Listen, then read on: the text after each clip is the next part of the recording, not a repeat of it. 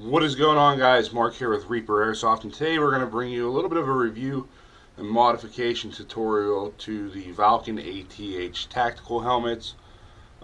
This is the advanced tactical helmet ATH, obviously. In this one right here, we've got the green one. Now I run one of these, I run it in tan. I've done a little bit of modifications to mine. We'll go over here in a little bit because I do have a larger head, and I'll show you guys what I did to make it a little more comfortable and, you know, less annoying on my head, I guess you can say, because these are kind of small inside. There's not a lot of room for guys with bigger heads, and that's the biggest complaint I've seen on all the forums is what is everybody doing. So I'll show you guys what I did to mine and what's helped me out a lot. But first off, let's go over the helmet and some of the features that it brings you. I mean, box wise, the box is pretty spiffy. You're not really going to use the box unless you want to wear the box on your head. More power to you guys.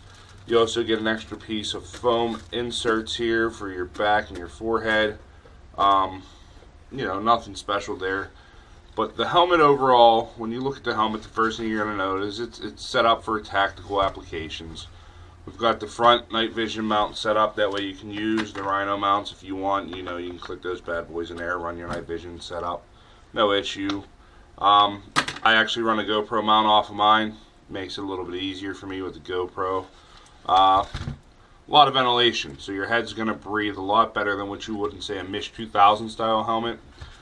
We've got some rail spaces on the side. That way you guys can put lights, accessories, stuff like that. And there's Velcro front, well, on top and on the back. That way you can have your marker lights, your patches, or whatever else you want to attach to it.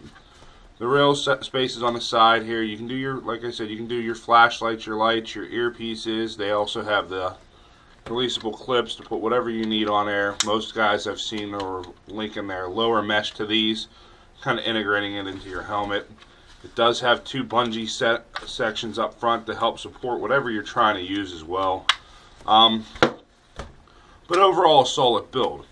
It's not the most high quality polymer in the world, but it's not the cheapest stuff in the world either, which means Valken can bring this thing in at a reasonable cost, which I believe most places are selling them from around $50 or so for the helmet, which you can't really complain when you start seeing some of the prices of the other companies out there. They're up there for a little while.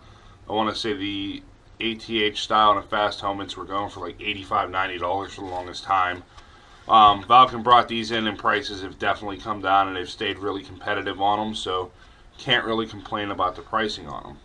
Now, like I said, some of the features I do like on these are the Velcro. My kill rag has Velcro attachment on it, so when I'm hit, my dead rag can go right on top of my head. I Velcro it right to the Velcro section. I know it's not going anywhere. I'm not going to lose it. I run a GoPro mount off of mine. Like I said, it fits in here. You know, nothing too big, no issue wise. And then you have your basic adjustable chin strap. Inside you have a solid, I want to say this is like 3/4 inch to an inch foam layer all the way around, and then you have smaller inserts for, you know, fitting to your head, just to make it a little more comfortable. Now, overall the helmet's build, I give it an 8 out of 10, no issue. The only reason I give it an 8 out of 10 is just because if you have a larger head, guys, it's not gonna fit your head. It's gonna feel snug. You're going to feel like Forrest Gump wearing a helmet if you do have a large head and you try and put this thing on the way it sits. It's definitely going to look a little funny. But there are a couple solutions. And I'm going to go over some of the things that I did to make my helmet a little bit better and make it a little bit more bearable to wear. Obviously, you know, wearing a helmet anyways is a little bit cumbersome. Most people aren't used to it. So it's definitely, when you wear it, you want it to be comfortable. Now, a couple things that, like I said, that bother me are the helmet, the liner. It's tight, you know. So what I did, and I have mine right here, I actually pulled the liner out. This whole foam insert that's in the helmet, I'll actually pull straight out. It wasn't glued in. It wasn't, you know, anything too hard to do. I just unbuckled the straps, pulled them to the side, and it pulled straight out. Now, as you guys can see, I've got a bunch of block foam padding. I purposely pulled the center one off here so you guys can see. I don't know if you can see that, but it does say Emerson. So this is Emerson OEM. This is the original equipment manufacturer's Emerson. Valken just kind of rebranded it. That's what they do. Not saying the helmet isn't worth it because it says Emerson or Valken's any less of a company because they rebrand, because majority of the companies, Echo One, Elite Force, all the companies out there are rebrands of an original equipment manufacturer. So it is what it is, guys. You know, it's how they're staying competitive. New tooling costs would definitely bring the prices of the helmets up. So if they can just throw their sticker on and throw some fancy packaging on it or improve it anyway and still keep costs down, I'm all for it. But as I said, it is Emerson. And as you guys can see, like I said, I've got these padded inserts. I got these off of eBay for about $10. The big one sits right in the middle. And then I got the other pad. Let me grab it. It'll sit right here. But as you can see, they just kind of Velcro in. And I positioned it to be comfortable on my head. And the first thing you're going to notice with all the padding in is even when this is sitting right there, those vent holes that allowed your head to breathe are now open even more, which means my whole head breathes. So if you're crammed into this helmet with this styrofoam shell, ditch this thing. You know, you might be hesitant to put a little bit more money into this helmet, but I'm going to tell you now, ditch it. Get the padding. Even if you have a smaller head, still get the foam blocks. Throw them in there to where they fit your head, and this thing's going to breathe like a dream for you. You're not going to have sweaty hair. You're not going to have helmet head. It's actually quite comfortable when you get a breeze and helps you keep cooler while you're playing those longer games. It definitely makes it great. Now, this was the biggest issue for me, was space inside the helmet. This was the main thing I needed to address to make sure I was comfortable. And I did. You can get these pads in smaller blocks too. If you need a little bit more room, you don't have to get them as big as I did. I want to say these things are about a ½ inch thick. You could probably get them in like a quarter, and each one of them's held on by a little Velcro piece, and they come with the Velcro too, so you can position them how you want. If you want a little more on the side, you can do them on the side. If you want more room up top, but I did it mainly on my forehead support and just the side support, and then this center piece here was perfect enough that when I put it on my head, it was comfortable, it was cool, and it worked really well.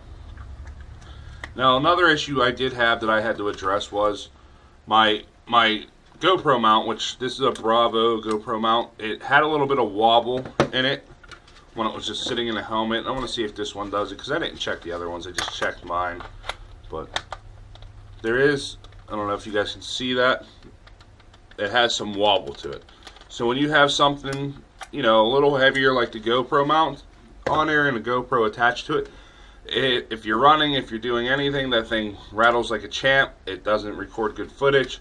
So all I did is, and I don't know if you can see this, I threw a bead of hot glue in both corners, and as it started cooling off, I threw my mount back in there. That way, with the bead of hot glue in there, there's no rattle. It actually holds it pretty strong, pretty sturdy, and I haven't had it rattle since I've done it. It's easy, it's cheap to do. Even if you don't have any hot glue, maybe some clear tape right in the corners, do a layer at a time in each corner until you get it to the point where it's not rattling. It'll help you guys out in the long run too. And then on the inside, let's pull this off, there are screws that hold this bracket down, so if this thing comes loose, you can tighten the screws up.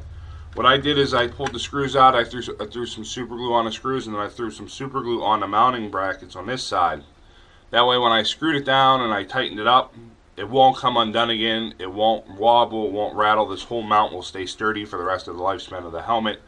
I didn't plan on taking it off, so super glue didn't really scare me. And super glue is not one of those things to be afraid of, guys. You got to use it in moderation though. You don't need 8 pounds of super glue to hold this thing in. I used 3 drops, 1, 2, 3 to hold this thing in, and it's secure as can be now. And like I said, there's attachment pieces. Like I've got this piece here. I've got another piece in the back for the helmet light. What I like to do with this one is I'll run a GoPro battery extender, like just a separate battery pack back here, and I'll run the line up to my GoPro. I've got that way I have I think it's like a 4500 mAh battery pack that I'll attach to the Velcro back here, and it keeps my GoPro running. I think I can get like 6 hours of record time out of it, no problem, on 720p. So it definitely, the helmet definitely has an advantage over just a head harness or anything like that. It definitely helps out, and it adds some protection to your head. You guys know what it's like to get shot in the head. It's not fun. But the biggest issue, like I said, is fit. So for $10, I want to say it was about $10 with free shipping. I was able to get this padding set. This padding set does keep it snug to my head. It does let it sit just where it needs to sit, and I still get to breathe tremendously. A lot more airflow comes through this helmet now, and it makes it a lot more comfortable for me when I'm playing the long games. Now, the other thing I recommend doing is replacing the chin strap. Some of you guys might not like this. I don't really like the stuff pulling against my neck and my throat. It is not my ideal situation to have it against my neck, so I ordered a separate chin strap that'll bolt right up here. It has the back neck support, and then it straps to my chin itself instead of my neck, so it's a little bit more secure, and I enjoy it that way.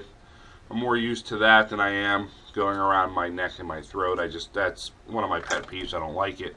And what's nice is it's just a screw and nut combo, so I can unscrew these. I can put any strap setup I want on there, adjust it, and make it my own. That way it works for what I need it to do. You know, and that, I want to say the extra harness piece, the chin strap piece, was probably, I want to say it was like $12 shipped, so I can't really complain there. You take something you like, you make it a little bit more suitable and better for you, and you make it comfortable, guys. And that's the whole point of the helmet when you're playing. You want to be comfortable, or you're not going to enjoy it, you're not going to use it. So I put a little bit more money into getting my use out of it. But so far, those are the three big issues I found for me. I didn't see really any other issues or complaints other than size fitting on the forums. It's just been a matter of we need one that fits, we need one that fits. And this was the easiest, simplest solution for me, was just to totally get rid of that shell and put something else in. With the helmet done overall, and all the money I have into it, like I said, when I get the new chin strap, I want to say it's going to be a 10 out of 10 comfort, versatility, and everything else, usability. It makes it a lot easier than trying to deal with just a hat or a head harness for the GoPro or anything like that. And plus, it keeps its tactical solutions going. That way, if you guys need to add anything else to your head, like I said, the earpieces for comms, anything like that, you can put it on the helmet. You don't have to worry. The helmet will hold up. It will carry the weight. It does distribute the weight pretty evenly as long as you balance it out. If you've got one big ear muff over here and one little one over here, it's not going to be balanced. But as long as you guys stay symmetrical with everything, it will sit on your head and you will not notice it's there once you have it done and set to your preferences. The Velcro is on there pretty solidly. You can peel it off if you want, if you don't like that look. And you can put a helmet cover on it if you want. If you don't like the base colors they have, you can get the multicam colors and everything else. So for the money, they're definitely worth the investment in the long run, guys. If you have any more questions about them, or you got any tips to share with the other players, that way they know what's working for you, please leave them in the comment section below. I try and answer all the questions that you guys ask. I do monitor it all, so like I said, if you guys have any questions, let me know. And as always, if you could, like, share, comment, subscribe, and call your hits, guys. You have a good day.